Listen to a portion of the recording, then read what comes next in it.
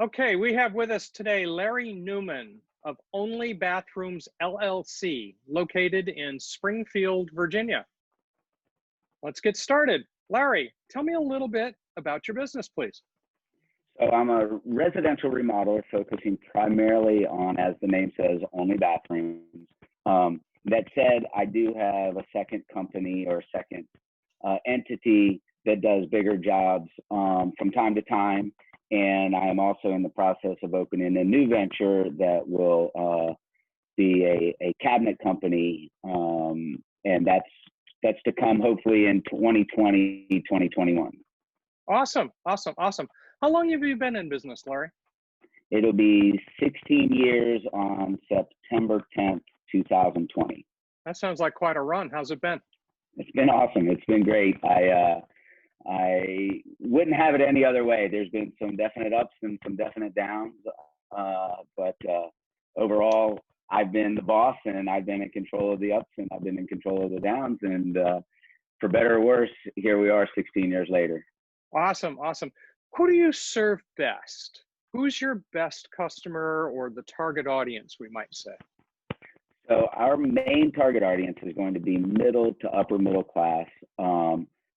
I actually kind of refer to the product that I sell as a Honda Accord. So people that would be in the neighborhood or in the market for a Honda Accord or an Outback Steakhouse, that's kind of my target audience. And obviously homeowners, people that live in their house and want to upgrade it for them. Every now and then it'll be people that are getting ready to put their house on the market, or people that have just purchased their house and want some upgrades on it from that point of view. Okay. Do you have a bit of a geographic limitation? Yeah, I'm a small company, and we manage it from a central location here in Springfield. So I want to stay within about 30 minutes of Springfield. So the Fairfax County, obviously lower Beltway, from the Beltway to about maybe 66 over towards the Potomac River. Very good, very good, very good. What's been the greatest impact of COVID-19 on your business over the last few months? I'd say the obvious answer is sales. Sales are definitely down. And it's sort of to be expected, because there wasn't as much interaction between customers. There wasn't as much interaction between people. So I had put sort of the brakes on going out and seeing people, and people had put the brakes on having me out.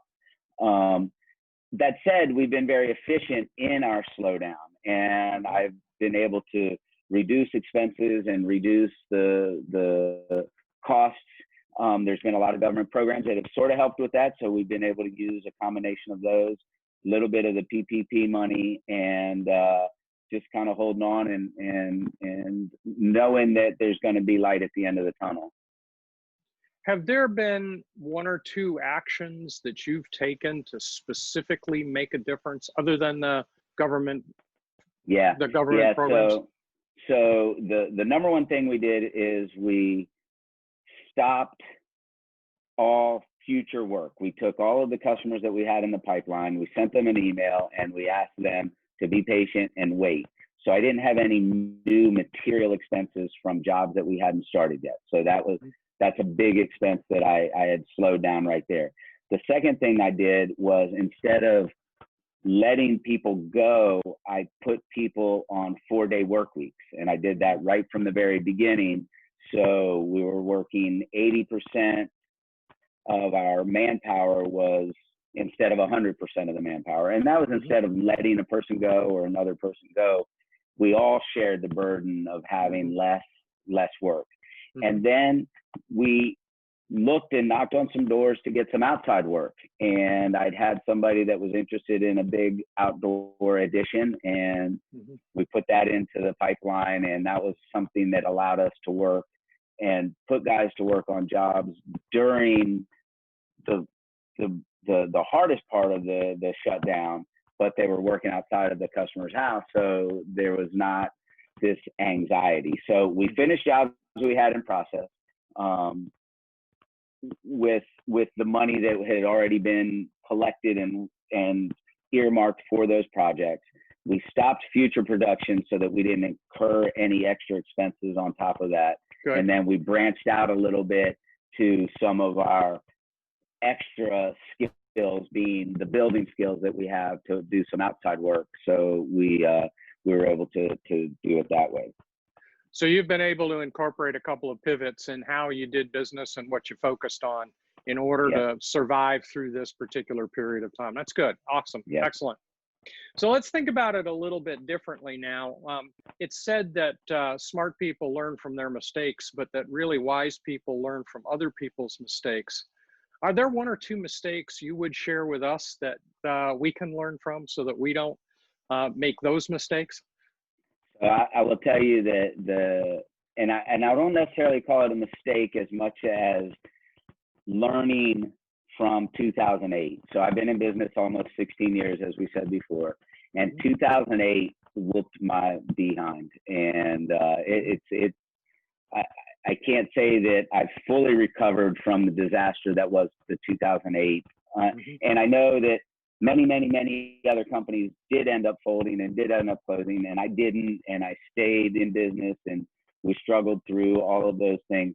So when we heard that this was coming, we didn't allow ourselves to get caught with our pants down. I had already had a very efficient crew, because that was one of the problems in 2008. I had too many people, and we were doing the amount of work for less people than I had.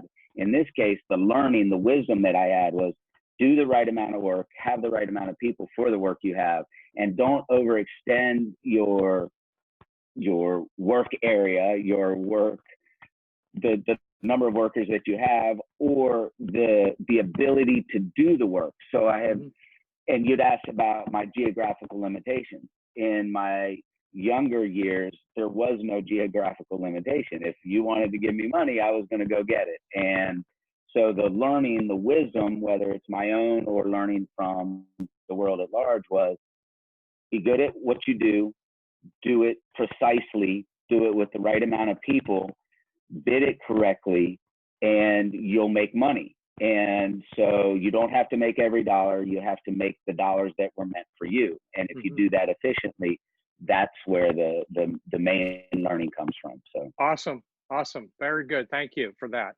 Second to the last question. I've got your email, I've got your website, I've got your phone number to share with people. Is there an offer you would like to share? I would ask you what kind of an offer you would want to have in a situation like this. I don't know that I don't necessarily have offers, because the way that I do my work, the way that I do my jobs, are people pay for what they get. And so I really don't add in extraneous things that they're not paying for. So in that regard, the offer is give me a call and you're going to enjoy the process. And if we like each other, we're going to end up working together. And that's my offer, is that you'll have a great experience. That sounds like a great offer to me. Super. Last question. Tell me what's most inspiring to you through this period of time. Always and forever, what inspires me the most is my family. I started my company, and the reason that I know the date so specifically is I started my company on my twins' first birthday, and they turned 17 on September 10th, 2020, and I started my company on September 10th, 2004. They were 1 year old. I had worked with somebody that was very impatient with the fact that I had a family and I had kids and I had to take time off and I had doctor's appointments. So I decided that summer that my babies were terrible babies, that I was going to start a company that was family friendly, it was family first. We took care of our families in-house. We took care of families of the people that we worked for. And so that inspires me. It inspires me every day to make sure that I am honest and true to the families. Again, like I said, our internal families and the families of the people that we're working with. Fantastic. Thank you very much, Larry. This has been Larry Newman of Only Bathrooms, LLC of Springfield, Virginia. Thank you, Larry. You got it.